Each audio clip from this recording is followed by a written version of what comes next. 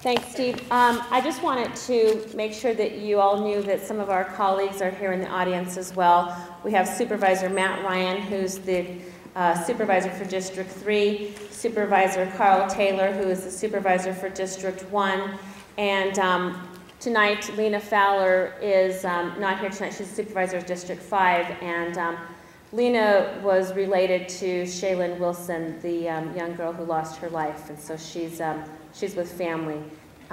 But I do want to recognize my colleagues because they've been very supportive, and they are standing behind Mandy and I 100%, and they're offering the resources that we need to make sure that we can help all of you. So thank you to Matt and to Carl.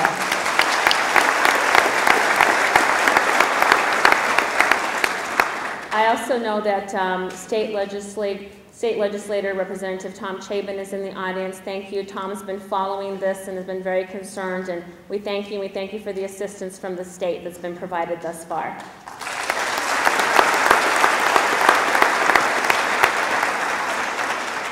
So I just wanted to talk a couple of minutes about volunteers.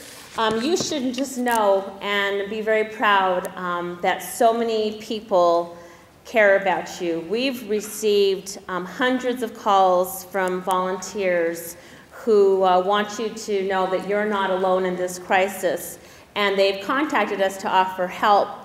We've had volunteers who've been filling sandbags, who've been loading wattles, who've been shoveling driveways, and who've been assessing property damage. So today I wanted to announce that we opened up a volunteer reception center. We opened up a volunteer reception center, and that's located at the Army Surplus Store just south of Burris Lane on 89. And the purpose of this center is that we'll be registering volunteers and matching them up with those of you who need help. So, for example, if you need help shoveling out mud, and we have a crew of, people who want to do that, young college students who want to help do that, then we'll match them up and we'll deploy them out to your house. If you need some help knocking out drywall, and we have people that want to do that, we will deploy them out to your house. So at the center, we'll be registering them, matching them up, and the reason we're doing this is because we know how much work you have to do. I mean, we've been around in the neighborhoods, we've talked to many of you, we know the work, and so if you ask for our help, we'll do the best to get volunteer crews to assist you. And so the way you would do that is if you would call the hotline, let them know what help you need. That call center gets that information to the volunteer center and gets you matched up, okay? Now, if you have any problems at all getting through the call center, then just go on over to the volunteer reception center and just say, this is the help I need.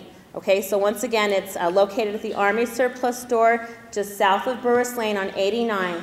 But the call center does work very well. We've been able to help a lot of people through that number just to avoid you having to make a trip. Call the hotline, tell them exactly what you need, and we'll get people deployed out there as soon as we can. So I'm really proud that the county's been able to be nimble, and when we saw a need, we immediately got the volunteer center up and going today, and it'll be going throughout the period of time that we need to go. It's going to be open from 7 to 7, 7 days a week. And so we are doing everything that we possibly can to make sure that we're making it easy for volunteers to volunteer and easy for you to get the help that you need from the volunteers. Mandy?